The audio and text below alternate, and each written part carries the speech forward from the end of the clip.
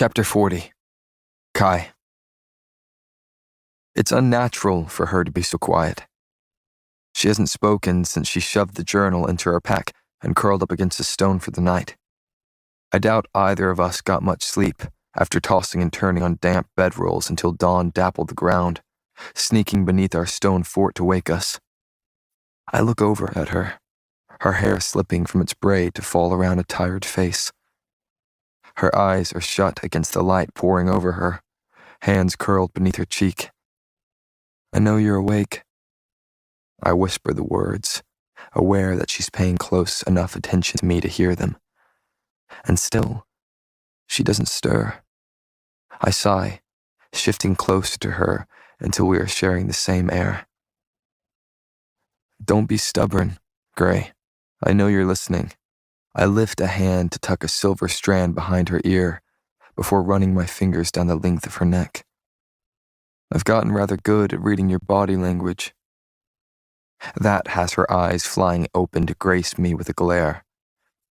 "Then you should know that I was ignoring you," she mumbles against her hands, "as you normally do."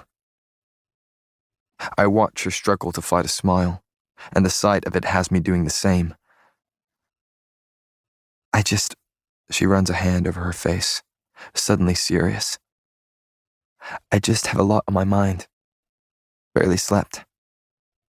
I nod, understanding how she's feeling.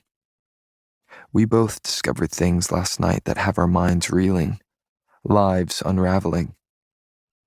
Everything I've been taught to believe, everything Father told me to be true is suddenly crumbling beneath the weight of scribbled words. All that I've done, all that I've justified. Now I am nothing more than a monster without a cause. "I know," I say quietly. "I was awake beside you." I feel her eyes on me as I take my time gathering our damp shirts. "You had just as much to think about, I'm sure." She tilts her head, watching me closely. "I've always believed I wasn't diseased. I just had no way to prove it. But this is all very new to you. I blindly trusted the healers," I murmur. "Trusted men who have known me since I was a child. But it seems the real problem was still trusting my father after everything." I almost laugh. Then again, the journal could be wrong. She opens her mouth to argue, but I continue quietly, which is why I intend to find out what the real truth is. Interrogate every healer if I have to. She's quiet for a long time, allowing me to sit with my thoughts. And I'm going to tell Kit. The words slip past my lips before I can swallow them. She sits up slowly, watching me closely. "You're going to show him the journal?" I nod. "He should know." "Do you think it'll make a difference?" "I don't know anymore," I say softly, shaking my head at the ground. I feel like I don't know him anymore.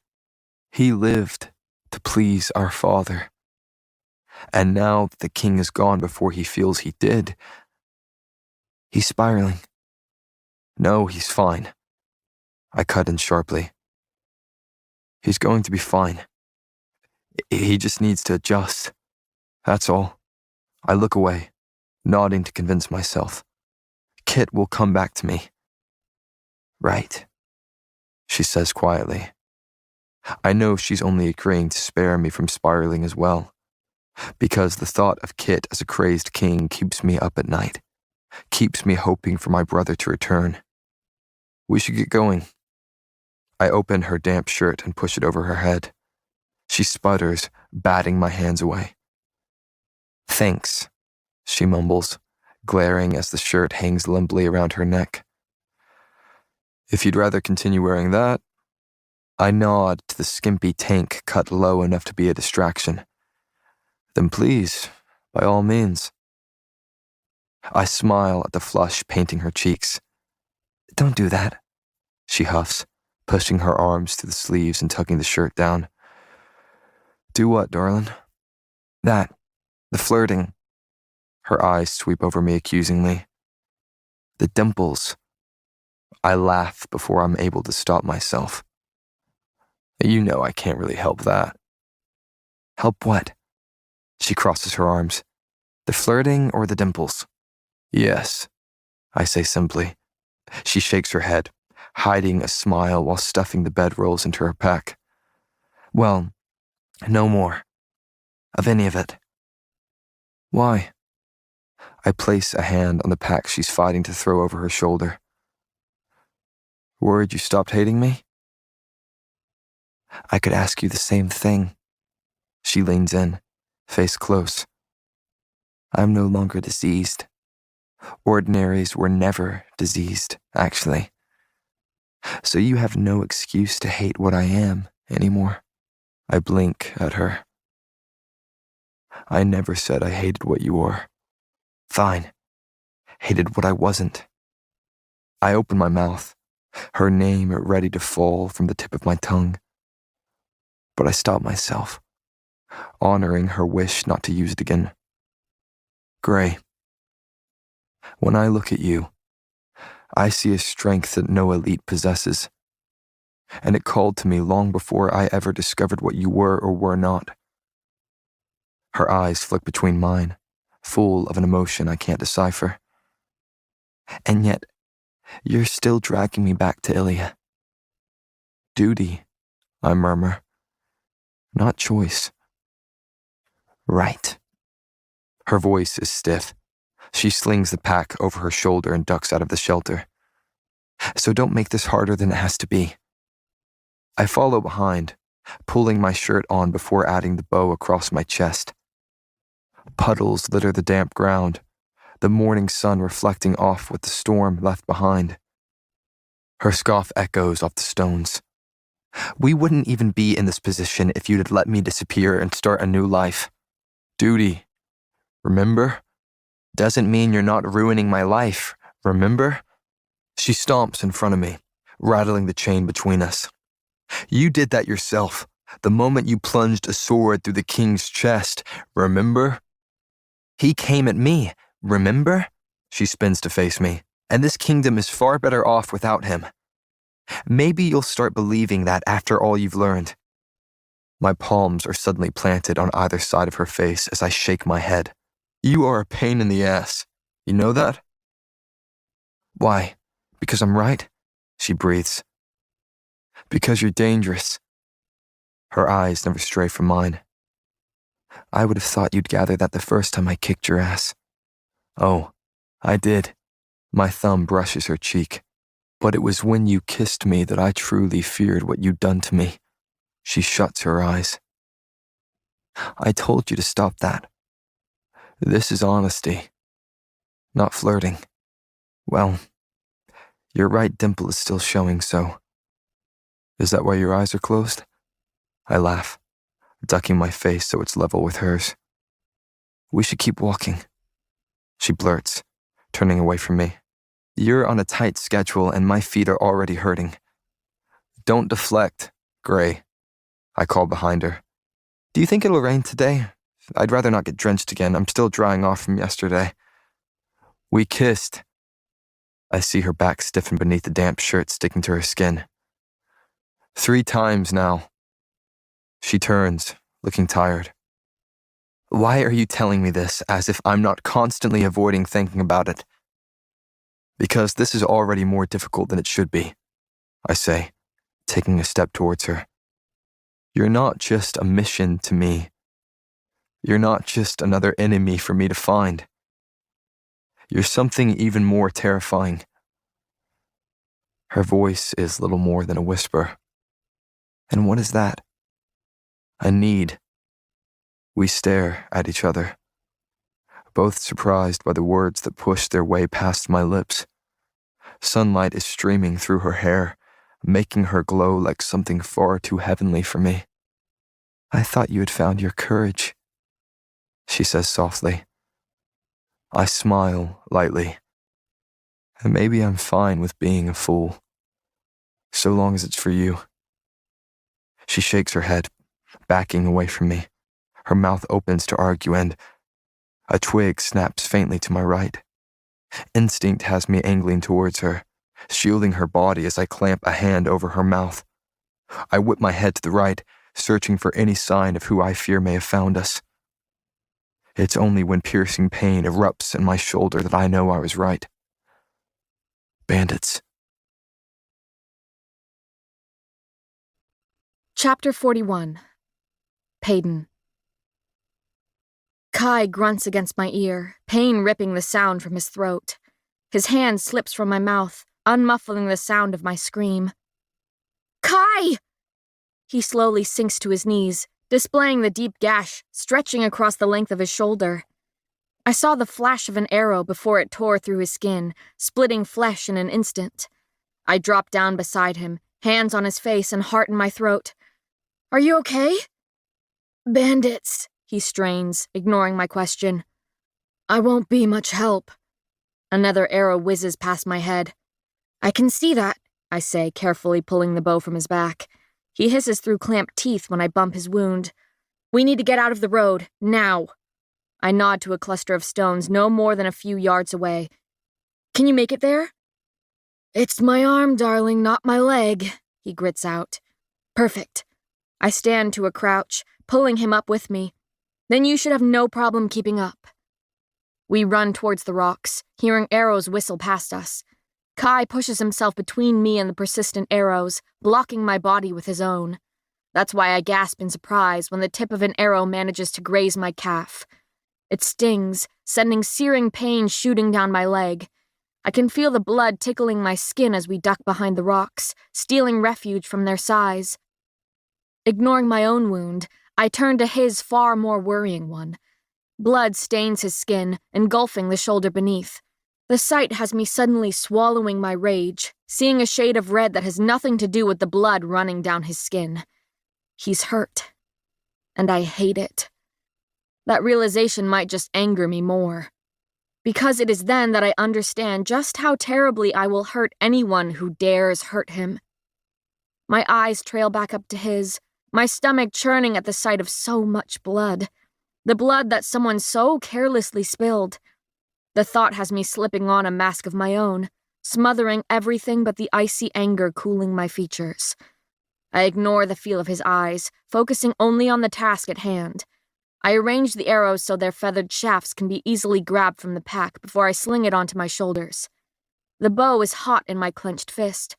My eyes drift back to his, finding something akin to awe on his face. My voice is even, my face cold. I'll be sure to make them pay. I watch him take a heavy breath. Can't stand to see me wounded? I take a step back, my eyes on him. Only when it's my doing. The last thing I hear as I step from behind the rocks is a fervent, "Be careful." For me. And then I'm pulling an arrow from my pack, settling it onto the bow, blowing out a breath, and firing at the first figure I see. The man crumples when my arrow sinks into his chest. I quickly crouch back down, ignoring the fact that I'm aiming to kill. But I only have 5 more arrows, and I can't afford to waste a single one. A cool sort of calm settles over me as I step out into the road. My movements are practiced, my mind still. It all happens so fast that I hardly register knocking another arrow. I duck behind a set of boulders, feeling an arrow skim past my head. Knowing which direction the arrow came from, I stand and fire at the shoulder sticking out from behind a stone. The arrow hits close enough to the heart that he collapses quickly. I stride back out into the road, hearing nothing but the gravel grinding beneath my boots. Instinct has me turning to fire at a shadow, finding a man with a bow trained on me. It crumples the ground with the rest of him when my arrow meets his heart. It's quiet. Too quiet. I find cover behind another group of stones, scanning the surroundings until an arrow comes flying towards me. I duck before it can sink between my eyes. Found you, I whisper, knocking my arrow. When I stand, he fires another, narrowly missing my shoulder. I don't hesitate before letting an arrow fly towards the head that appears over the rocks. I watch the point tear through his neck, severing tendons and spraying blood. I hear the thud of his body hitting the dirt. It's that sound that wakes me from my stupor. I shiver despite the icy anger melting away. The road I now stand in seems to spin beneath my feet. Ears ringing and heart racing, I squeeze my eyes shut, as if that could hide me from what I've done. The bow grows slick in my sweaty palm. I drop it numbly to stare at my hands. I can almost feel the blood coating them, the blood of those I killed. When Father taught me to fight, I know this is not what he had in mind. No, not my father. Not truly. Even still, I'm a failure. More than a disappointment to him. I'm a disgrace. A mockery of everything he taught me to be. I've taken lives, multiple lives. 7, to be exact, and I can hardly breathe under the weight of guilt crushing me. Hey. I spin at the voice, raising my loaded bow into the face of another man. Kai. It's Kai. I'm okay. I don't have to hurt him. His fingers are warm beneath my chin as he guides my face to his. I blink slowly, taking in his crinkled brow and icy eyes. You're done, okay? You did it. He tucks a strand of hair behind my ear, more gently than I deserve. I wish I could have done it for you. My soul is already stained enough for the both of us. His voice sounds far away, separated by a flood of thoughts. I shake my head, swallowing hard. I think you underestimate how much I've stained my soul as of late. I could drown in the bodies now beginning to pile at my feet. I never wanted to be this. I am nothing, and yet I've taken everything from others. Maybe this is how I've managed to evade death for so long, by satisfying him with souls that aren't mine. Kai's smile is soft, forcing my focus back to him. The fact that you even care about your soul means you're still far better than most. I stare at him for a long moment, letting his words sink in, letting myself pretend that I believe them. It's only when he moves to lean against a stone that I remember he's wounded. The arrow gash is deep and long, dripping blood down his back. Shit, Kai, why are you talking about my soul when you're bleeding all over the place? I shake my head, moving to crouch behind him. I like talking about your soul, he grits out as I gingerly touch the skin around the gash. And why is that? I say distractedly. Maybe, he breathes. I'm envious of it. I swallow. There is nothing about me to be envious of. Then you don't know yourself well enough. What? I huff. And you do? He's suddenly struggling to his feet with a grunt. You can deny it all you want, but we both know I do. And where do you think you're going? I ask beneath him. Well, where are we going? I want to be at least slightly comfortable while I bleed out. Extends a hand to me that I don't bother taking before standing to my feet. I'm hoping for a cave. You're not going to bleed out. I pause, skeptical. We are nearing the caves? He nods. We're almost at the edge of the sanctuary now. The stretch of caves is right before the field separating us from Ilya. Perfect, I say dryly. Almost home. We step out from behind the stones and back onto the path. Walking in silence, I glimpse the first body slumped over a cluster of rocks and quickly look away. My stomach twists at the reminder of what I've done, at every body I now have to face. The weapon I killed with is back in my hand, sweaty and seemingly harmless as it dangles towards the dirt. Though, in a way, it is. A weapon is only deadly if it's used, and a bow only kills if I fire the arrow for it. Even with my eyes on the ground, I know each time I pass a body. I feel the weight of what I've done with each step. Kai stays quiet beside me, knowing exactly what this must feel like, what it is to kill and live with each ghost. I hear dirt crunching beneath a boot behind us. I spin at the sound, lifting an empty bow. He's scrawny, much smaller than his fellow bandits. It's no wonder I missed him among the rocks. He holds a bow in shaky hands, straining to keep it trained on Kai, and before I can blink, he fires. I don't think before stepping in front of the prince I'm supposed to hate. Time seems to slow as the arrow flies towards me. Reflexes take control of my body, forcing me to raise my empty weapon. I swipe the bow through the air, hearing wood connect with the arrow's shaft before I've even registered what's happened. The arrow falls to the ground in a blur, its tip buried in the dirt. I look up to find the man's expression mirroring my own. Utter shock is etched across his face at what I've managed to do. I take advantage of his hesitation and reach behind me to slide an arrow from where it sticks out of my pack. It's laid across my bow a heartbeat later. My fingers curl round the string, lungs constricting, breath catching in my throat. I loosen my grip on the bowstring, ready to let the arrow fly. A blur cuts through the air, flipping until it sinks into the man's chest. I blink, looking down at the arrow still notched on my bow. When my eyes trail back up to the man, he's clutching his chest where the hilt of a knife now protrudes. I turn, finding Kai standing beside me, clutching his wounded shoulder. "There," he says, sounding pained. "That's all taken care of." I glance back at the man falling face first into the dirt. "How did you—" "Left arm," he says casually. "Still hurt like hell, though." I had that handled. I look away, avoiding his gaze. I was going to do it. He steps between me and the man, blocking my view of death coming to claim him. I know you had it handled. You made that very obvious when you batted an arrow out of the air." He shakes his head at me, a smile drawing out his dimple. "But like I said, my soul is stained enough for the both of us. And you've killed enough for me already." I look away, unsure of what to say, unsure of how to tell him exactly how much that meant to me.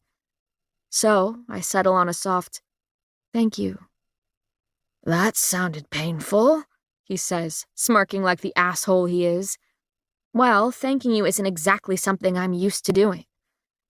"I think it's just manners in general that you aren't used to," he says, starting down the path again. He pulls me along while I shake my head at his back, aware that this is all just a distraction from the death happening behind us. "Oh, and you are so well-mannered?" "Considering that I've had numerous tutors and years of education, yes, I would say so." His voice is strained with pain. "I've been taught how to hold myself in court and among nobles, how to speak to women and—" I snort. "You mean flirt?" "No, that's always come naturally, darling." I've finally caught up to walk beside him. "Does being an ass come naturally too, or is that something they taught you in the palace?" His lips twitch as he considers my question. "Naturally. But I can't take all the credit." He looks me over. "You bring it out of me." I look away, scanning the stones as an excuse to look anywhere but at him. The terrain grows rougher, impossibly rockier. The walls on either side of us are high and dotted with scattered hollows. Most are too small to call a cave, but my eyes snag on the mouth of one that looks promising. I vaguely wonder which of these is home to the first queen herself. "How's that one?" I point. Sweat beads on his brow. Pain pulls at his mouth. When he simply nods, not offering any sort of sly comment, I know he's in a great deal of discomfort. The sun beats down on us as we slowly make our way to the cave. Blisters scream at me with each step as skin rubs against boot. I bite my tongue, knowing that what the enforcer feels beside me is much worse. Shadows drape over us when we finally step into the cave. Light seems to be swallowed up in here, making the cavern feel as though we've stepped into the evening. "Sit," I order sternly. He keeps his eyes on mine as he obeys, lowering himself to the ground. "What are you doing, Gray?" I crouch behind him, carefully lifting his bloody shirt to examine the wound. "What does it look like I'm doing, Azar?" "It looks like you're caring about me," he says with a smirk seeping into his voice. "And it feels like you're undressing me." I huff. "Don't be too flattered. I can't have you becoming a dead weight, now can I?"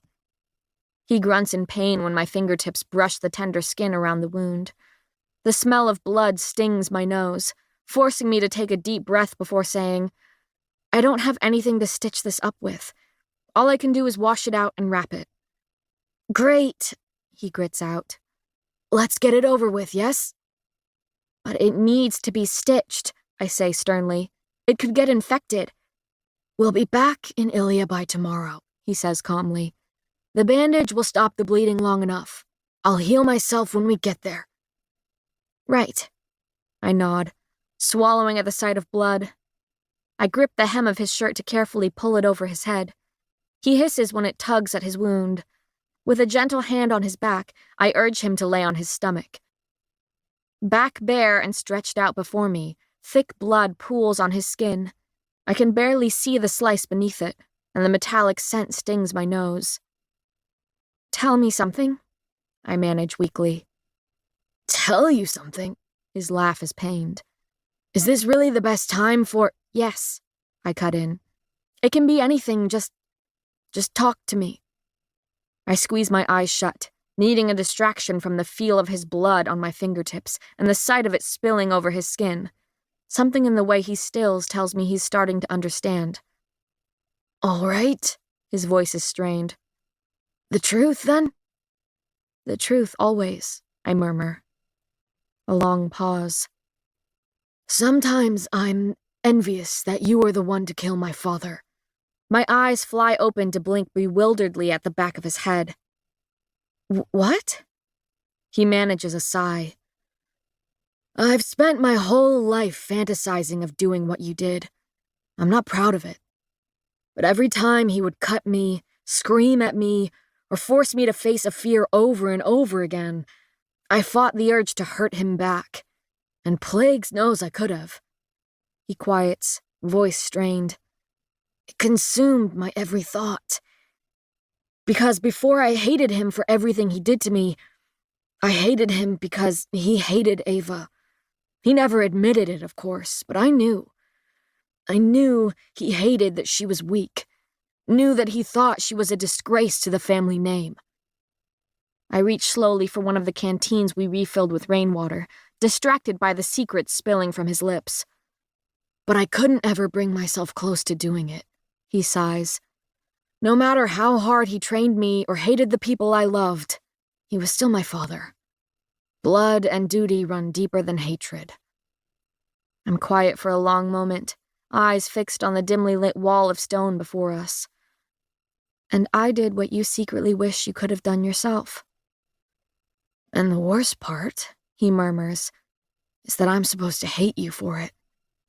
But you are much harder to hate than he was.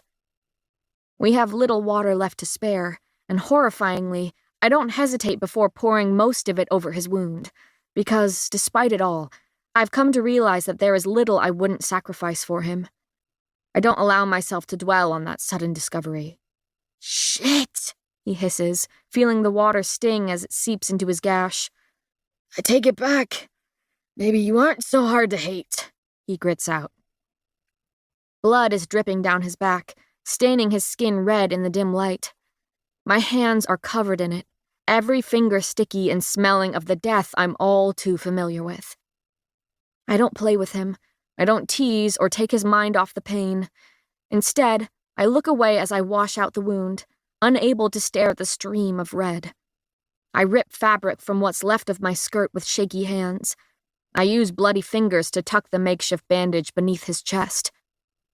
Breathing heavy, I lean over his back to pull the fabric round the wound. My braid slips from behind my shoulder, swinging until it drags across the pool of blood beginning to well again atop his wound. I suck in a breath before clamping a hand around the middle of my braid, ready to toss it back over my shoulder.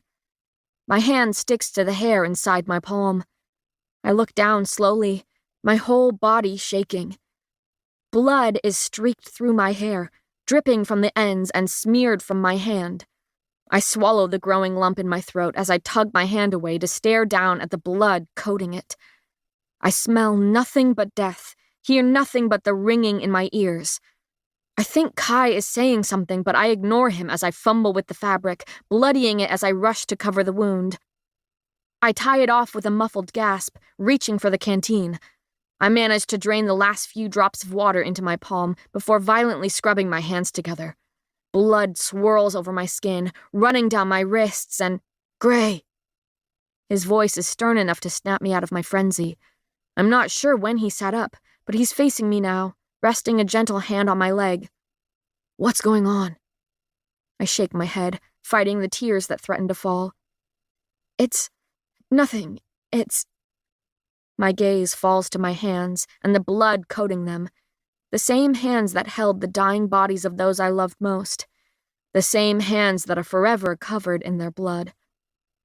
It's the blood, he says softly. You never used to be squeamish until... My heart thuds against my chest, making me feel faint. All I smell is blood. All I feel is guilt. I can't anymore, I pant. I can't feel like this anymore. It's all too much. I look down at silver hair stained red. The sight of my braid has me stilling, has me hating how much power blood holds over me. It's an effort to slow my breathing, to steady the beat of my heart. A numb sort of anger suddenly smothers the panic coursing through me. I take a deep breath, lifting my gaze to his. Cut it off. His brows crinkle at my words. What? I want you to cut it off, I say quietly. My face is blank despite the tears still clouding my vision. I run bloody hands over the length of my braid, staining it with each swipe. Kai's eyes follow my fingers, widening slightly in understanding.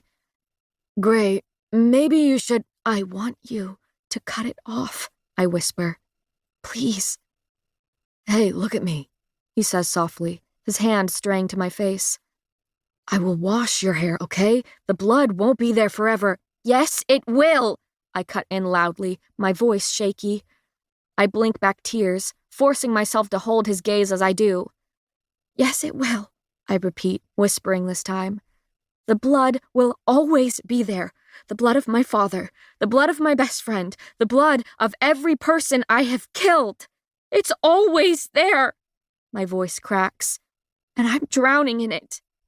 He shakes his head, running a thumb over my cheek. Adina's and your father's deaths were not your doing. Just because it wasn't my doing doesn't mean it wasn't my fault, I whisper. No, that's not... Please. I know you keep my dagger in your boot.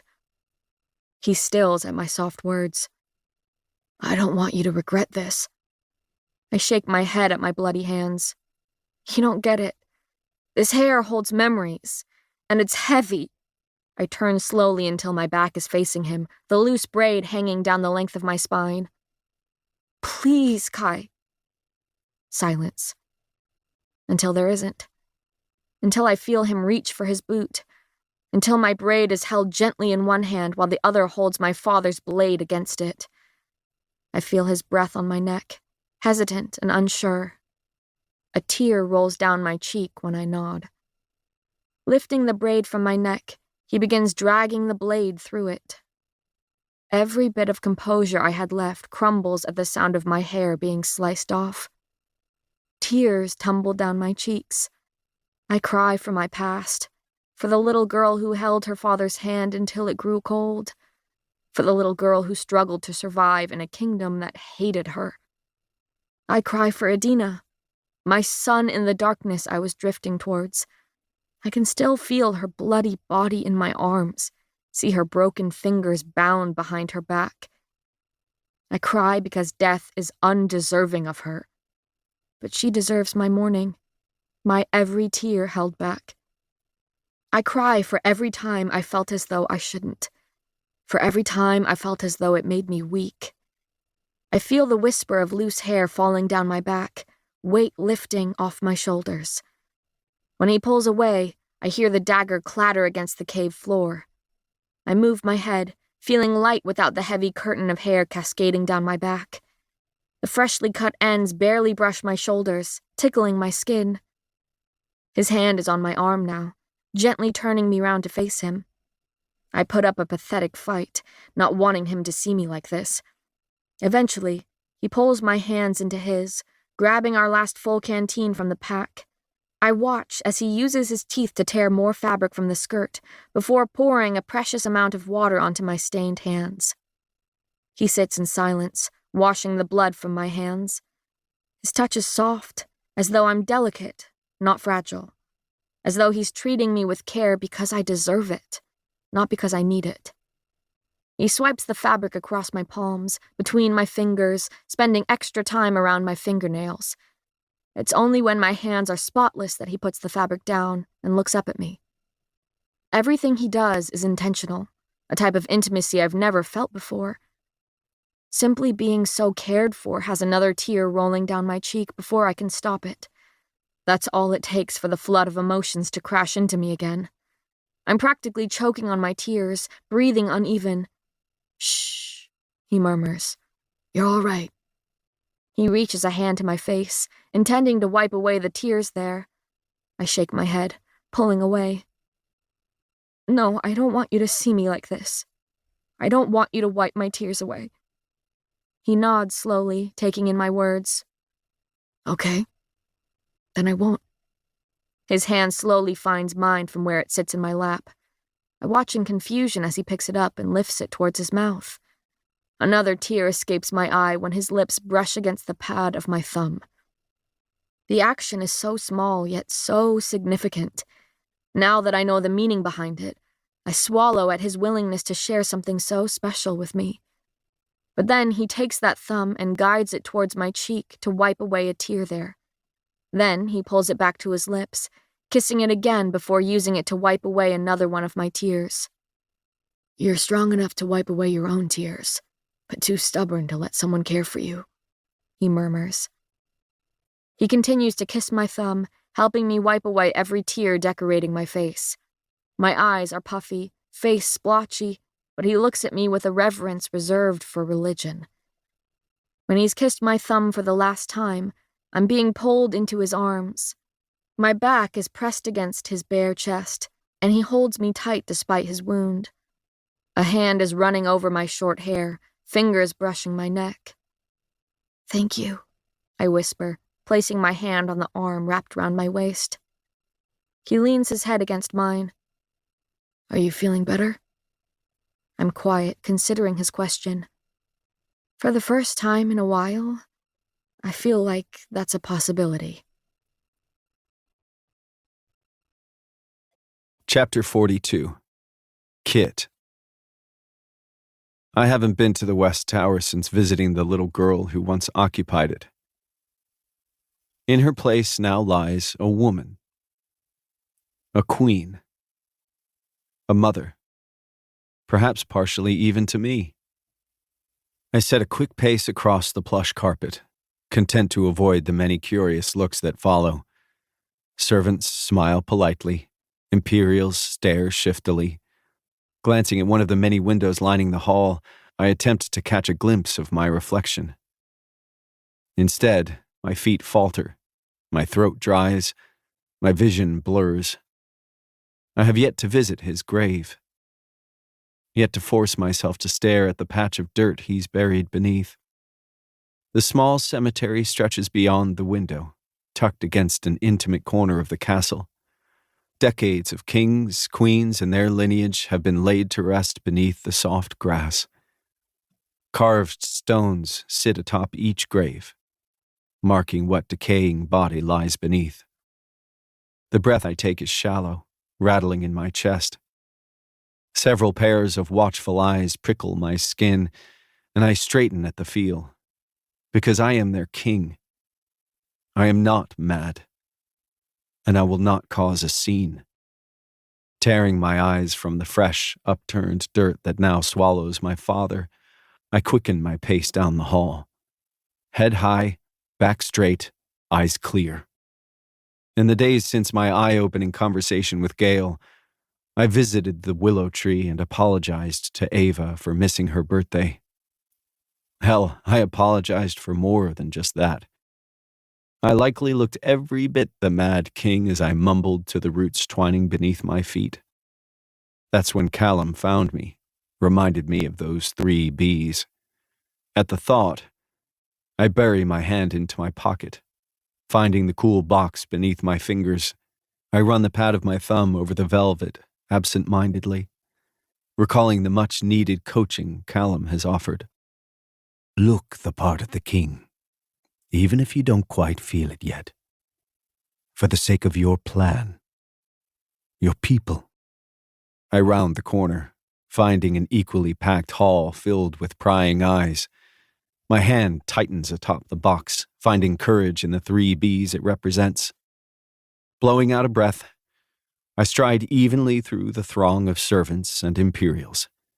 Head high, back straight, eyes clear. I don't have the chance to wonder whether I looked kingly enough before I'm standing beneath the looming stairwell that climbs up to the west tower. This wing of the castle is reserved for the infirmary, otherwise known as isolation. Steps creak beneath my feet, groaning against my weight. Trekking up the multiple winding stories has me quickly winded. Damn, am I really this out of shape? I suppose my lack of endurance shouldn't be shocking after being holed up in my study for so long, but I'm panting by the time I reach the worn door at the top of the stairs. My fist lifts, ready to rap my knuckles against the wood. I hesitate. There is a reason I have yet to visit the Queen. She is my mother in name alone, and I suppose part of me always despised her for not being the woman who died giving birth to me, for not being the woman I so desperately wish I could have met. But Father loved her greatly, and she him. It is the reason she is so ill in the first place. Grief. At least we have those 2 things in common. Until I find the courage to face Father's grave, I will sit beside his wife's deathbed. I knock. The door swings open. I'm met with shocked looks from several physicians. They don't bother asking why I'm here.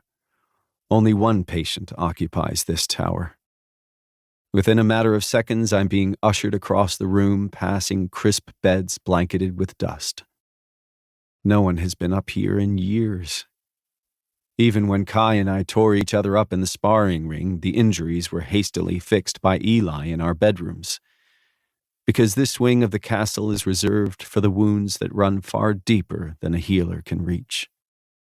My eyes trace a particular cot tucked into the corner, its linens folded neatly. I distantly wonder whether Kai has seen that bed without Ava's body to occupy it. Kit? Tearing my eyes from the cot, I find brown ones warm at the sight of me. Jax, I say, forcing a smile. I didn't know you were up here. The grin he returns is far brighter than my own, contrasting against his dark skin. I didn't think I would see you here. Or, anywhere. I watch the sadness settle onto his features and am desperate to eradicate it. Sorry about that, Jay. I've been a lot busier than usual. He nods, shifting on his gangly limbs. Yeah, I bet. Then he throws a glance at the occupied bed behind him. She's been asking about you. I clear my throat. Do you come up here often? He nods, looking sheepish. Almost every day. I owe it to her. She's the one who took me in after my parents. I nod when he trails off, not needing him to remind me of his parents' shipwreck on the shallows. I'm suddenly clearing my throat again, feeling slightly awkward. Something has shifted between us, and it's left me oddly off balance. I suppose that would be my fault. I'm the only one of us who's changed. The only one who is now king. Well, Jax says slowly, I guess I'll leave you to it. My hand finds his shoulder when he begins to step away. Plagues, have you grown an inch every day since I last saw you? The joking tone of my voice, the glimpse of the prince he grew up with, has a smile splitting across his face. Pretty soon I'll be looking down on you, Kitty. Oh, I hope not, I say pointedly, because then I won't be able to do this. I reach forward, hooking an arm around his neck before ruffling his short hair with my free hand. He laughs in that boyish way I've missed. Carefree and wholesome. After finally untangling himself from my arms, he stands before me, beaming. The sight has my chest constricting at the reminder of what things used to be like. But maybe there is still hope of happiness in the future. After managing to scruff up my hair, Jax takes several long strides and slips out of the room with a laugh. Shaking my head and smoothing the blonde strands atop it, I turn my focus towards the woman already watching me. Her once sleek black hair looks dull sprawled atop the white pillow. When I make my way to the edge of her bed, she attempts a weak smile. "Hello, Kit." The voice that escapes her cracked lips is little more than a rasp. Gray eyes roam over me, looking so much like Kai's. She clears her throat, sounding stronger as she says, "I've heard that you haven't been doing too well recently." My smile is sad. I could say the same about you. When I take a seat at the rigid chair beside her, she reaches for my hand, grasping it far tighter than I figured she was able. "Just silly rumors, then, hmm?" She smiles. And I smile back. Yes. Just rumors. Growing suddenly serious, she says softly, "I didn't think you would come to see me." I press my lips together, nodding slightly. If I'm being honest, I didn't think I would either. "I can't blame you. Her smile is sad. I never made much of an effort to have a relationship with you. Tears well in her gray eyes. And for that, I am sorry." I swallow, unsure of what to say. Thankfully, she's speaking again before I'm forced to come up with anything. "Plagues. You look so much like him." My eyes crash into hers. Reaching up a shaky hand, she brushes a strand of hair from my forehead. "You are exactly what he looked like when I fell in love with him." Really? I breathe, desperate to learn more of the man I idolized. "Really? She laughs, though it sounds pained. You know, we didn't like each other very much at the beginning. My father was a trusted advisor to the king, and when your mother passed, giving birth to you, I was the easiest option for him. He wasn't obligated to spend months courting me." She nods, remembering it all with a slight smile. "I didn't want to marry him, truly. It was clear that all he wanted from me was another heir. But something began to blossom between us as time went on. Love. He was different with me. Kind and caring. Her eyes slowly meet mine. And now here I am. Dying because I no longer know how to breathe without him." I know the feeling. The words are out of my mouth before I can swallow them. "I know you do." She whispers. "You loved him very much." My voice cracks. I just want to make him proud.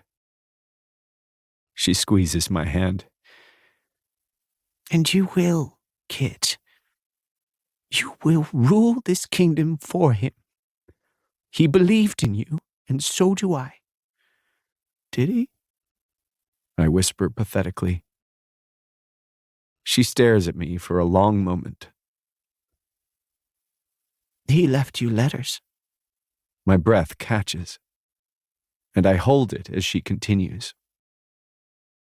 "Just in case something happened to him. They are meant to guide you, tell you exactly what he would have wanted for the kingdom. I haven't read them, obviously, but you should. I believe they are in his bottom desk drawer. Well, your bottom desk drawer." I had yet to open any of those compartments for the sake of my sanity, because it hurt too much seeing a quill he held or a note he scribbled, but now I'll find them. I breathe. Thank you. She smiles. "Of course." I stand to leave. She coughs. I wince. Kit, I turn back towards her frail form. Yes? visit me again? She swallows. You look so much like him. My throat burns. I nod. Chapter 43. Kai. Her legs are tangled in mine, her head pressed against my beating heart. I've lost track of the time, content to hold her until my entire body goes numb. We've fallen into a silence that sounds like contentment, peace of mind. I don't dare to move, too afraid to ruin the moment when she's likely frightened of having it. It's clear that she doesn't know what to do with me, doesn't know what to do with me because of what I'm doing to her. We are a day from Ilya now, a day away from handing her over to Kit, the king, to do with her what he will, and I don't exactly know what Kit is capable of anymore. I don't even know how he will react when I show him the journal, the documentation from a healer the king couldn't buy. He likely won't believe it. Hell, I'm not quite sure what to believe either. I've lived my entire life believing that the ordinaries are diseased and dooming us all, but this lie falls in line with Father's character, with his hunger for power and control, not to mention how many ordinaries were living among us for decades with no noticeable effects on our abilities. It seems like such an obvious lie when you haven't been living it your entire life. She shifts against me, pulling her legs to her chest. A flash of red catches my eye, and I reach out to grab her leg. She's about to protest when I lift her calf towards me, to see torn pants and the arrow sliced beneath. Why didn't you tell me about this? I say calmly. Her voice is as stiff as her body has become. Because it's just a scratch. It's bleeding.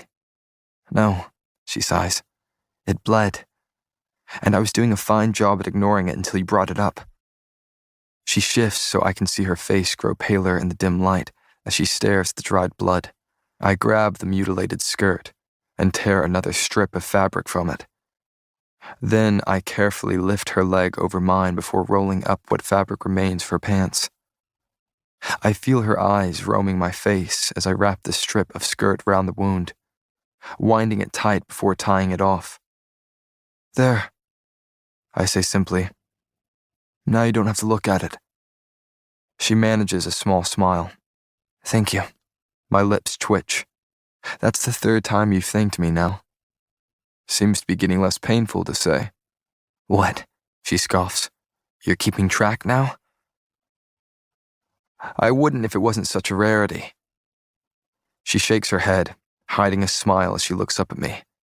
Short hair suits her, though I'm quite sure there's little that doesn't. But I like her like this, hair messy and lips quick to smile at me. Her leg is still draped across mine, forcing her to sit sideways. I study her for a long moment before saying, It was Adina, wasn't it? Everything about her seems to shrink at the mention of her friend. What about Adina?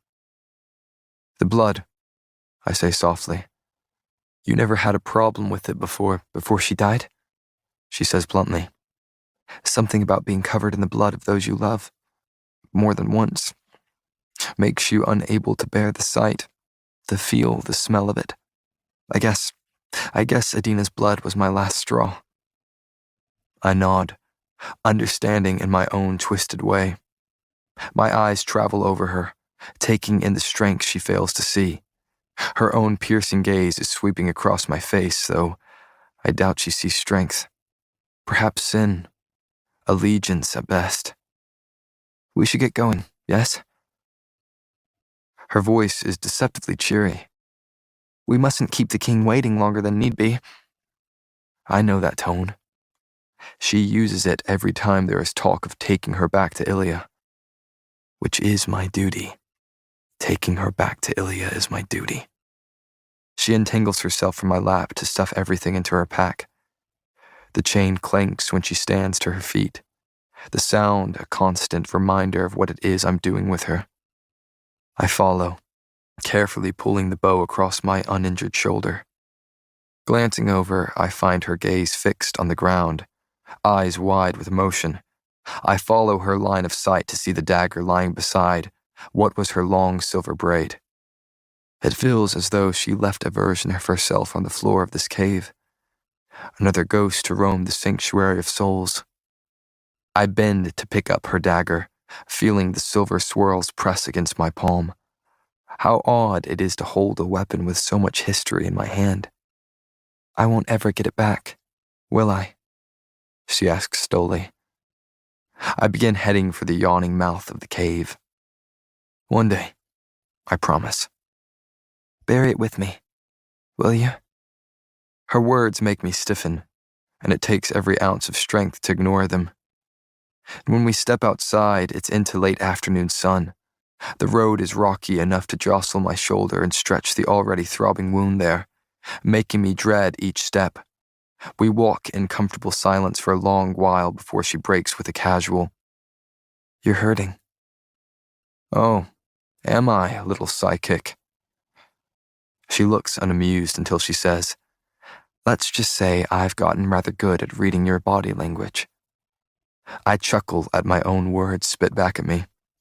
That is how you did your little psychic trick, isn't it? You read people. She nods. That's the gist. It sounds a lot easier than it is, if I'm being honest. It takes years to hardwire your brain to string details together in a matter of seconds. I believe it. I sigh. You were, still are, I suppose. Very convincing. I feel her gaze on my face. So you never questioned my ability? I laugh lightly. Of course I did. That's kind of my job. Shaking my head, I glance up at the blue sky above. But you were distracting. It's as though the moment I considered your ability, you do something to turn my thoughts in the other direction. And I am still discovering new powers, especially when it comes to the mundane, so a sidekick didn't seem too far-fetched. Her smile is smug. I am very good at what I do. Don't go getting cocky, darling. She turns to look fully at me, her expression blank. You have a blister on the inside of your left foot. Her eyes fall to the growing scruff on my jaw. You don't keep a beard because you hate the way it feels. And you wore a ring back at the castle, but you took it off before you came to find me. I shake my head at the ground, trying my best to hide my astonishment. You got me, Gray. That all sounds about right. I flex my hand like I have been ever since leaving the castle. It was the enforcer's ring I was wearing. Big, gaudy thing I'm not used to.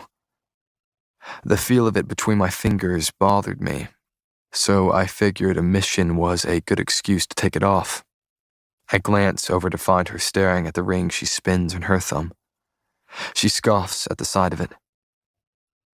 My whole life, I thought this ring represented the marriage of my parents, not strangers. They were your parents, I say sternly. Blood doesn't equal love. Jax is just as much my brother as Kit is, despite us not sharing the same parents. She nods, understanding but not fully believing. It makes sense. All of it. She manages a weak laugh. I'm the daughter of some ordinaries who didn't want to deal with me. That's why I'm not a mix. I guess I just never thought about it until now. Why would you? I say simply. When a father loves you, you don't feel the need to go looking for another one. She nods, falling silent. The sun hangs above us, hot against the back of my neck. I say nothing about my aching shoulder or the burning blister she's already aware of that rubs against my boot. We walk in an easy silence for a long stretch of the remaining road. The last of our stale bread is quickly devoured and washed down with warm water. That's when the ground begins to even out, tufts of grass appearing all around us. Shielding my eyes, I squint against the falling sun, spotting the flood of green we're heading for. We're almost to a field, I say, shattering the silence. I can already see the castle's towers looming over the horizon. Great. Last stop before Ilia. There's that tone again. I clear my throat. Have you ever been to the field? Considering that it's near the castle, and I hadn't been anywhere close to there until the trials, no, I've never seen the field. Good. I throw her a smile. I'll be the first to see your reaction. Her mouth is hanging open, just as I suspected. What? What is that? She gawks, feet falling faster against the dirt. That would be the field. A hand smacks me in the stomach. I know that, smartass. She smiles sweetly as though she hadn't just knocked the air from my lungs. I'm talking about the flowers. I straighten, hand pressed against my stomach as I stare at the sea of bright red. Every petal bleeds into the other, creating a blanket of color to warm the grass beneath. Poppies, I say, smiling when I see the look on her face. I've never seen such a bright flower. She blinks. They're orange and red and everywhere. I can't seem to tear my eyes from her. So, what do you think? She glances back at me, her smile worrisome. I think you're slowing me down. With the words barely out of her mouth, she turns and bounds towards the field. I manage to start running before the chain has the chance to try to yank me off my feet. I watch her spread out her arms to embrace the wind as her boots find the edge of the field. I haven't seen her this carefree since the day I followed her out into the rain, plucking a forget-me-not to tuck behind her ear. Seeing her enjoy life makes surviving mine suddenly worth it. At least try to keep up, she calls, poppies crowding her legs with each step. I think you're out of shape, Azur. Is that so? I laugh, gaining on her. She realizes too late what is happening. A squeal slips from her lips when I cut in front of her, bending to catch her legs and throw the rest of her body over my uninjured shoulder. I bite my tongue at the sting that still shoots down my body. But the sound of her laugh is healing, capable of making a man forget his own name, let alone his pain. What are you doing? She laughs against my back, arms flailing. I spin us around. Showing you just how out of shape I am. She giggles like a girl who hasn't had to grieve her father and best friend, like a girl who hasn't struggled to survive, stolen when she was starving, like a girl who isn't chained to a man she's meant to hate. There's such beauty and resilience, and the ability to laugh despite it all. All right, she pants. You made your point. You can put me down now. But I'm giving you the best view of the flowers, I say with a smile she can't see. Her voice is slightly muffled. No, you're dragging my head through the flowers. I laugh, crouching as I wrap an arm around her back and flip her over my shoulder. Lowering her slowly to the ground, I lay her down so flowers circle her as she smiles up at me. The setting sun drips golden rays across her face, blue eyes burning bright against the vibrant red of each poppy. It's hard to believe that something so beautiful would willingly stare at the likes of me. I feel undeserving of her gaze, of the way her eyes roam over my face. I shake my head, still staring down at her. Don't look at me like that. Like what? She asks softly. Like I'm worthy of being seen. Her lashes flutter at my words. She swallows, lifting a hand to cup my face.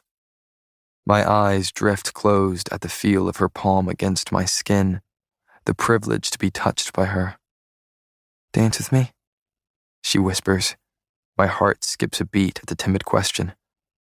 I open my eyes to find hers fixed on my face, giving me that look I don't deserve. For however long you want, darling. I help her to her feet before guiding her arms around my neck. My hands find her hips, holding tight as I lift her feet atop mine. She gasps in surprise before a smile splits her face, fingers curling in my hair. I sway with her body pressed against mine. My hands roam up her back, unused to the feel of it without her heavy curtain of hair. I tilt my head towards hers, taking in the mess of silver hair falling to her shoulders. I tuck a wavy piece behind her ear, running my fingers down the short length of it. You don't regret it? She shakes her head, her smile sad. No. Good, I murmur, because I've always had a thing for short hair. Oh, really? She laughs as I sway us in a circle. It's true. Among other things, of course. I shrug a shoulder. Short hair, ocean blue eyes, 28 freckles, and I pause, examining her with a tilt of my head. How tall are you? She blinks in confusion. About 5.5 feet. 5.5 feet. I continue evenly. The terrifying ability to kick a man's ass. Stunning smile. Ridiculously stubborn. Hair like molten silver. Quick to threaten me with a dagger. I smile down at her. Should I go on? What's next? A ballad in my name? Her voice holds a challenge, but her face wears a smile. I pull her closer, my hand fitted into the curve of her waist. Are poets not just fools with fancy words? I duck my face until our foreheads meet. I think I qualify, darling. She laughs softly, looking down at the flowers crowding around our legs. We're swaying in the sunset, her boots atop mine with a field of flowers to witness. I watch her gaze climb up and across the sea of petals reaching towards the sky. I don't need to turn my head to know what she's looking at. Last night, she says quietly. Last night, I echo. She nods, winding her arms tighter around my neck. Then we might as well enjoy this while it lasts. We sway in silence until she whispers, pretend, right? I swallow, hating the sound of the lie that slides off my tongue. Pretend.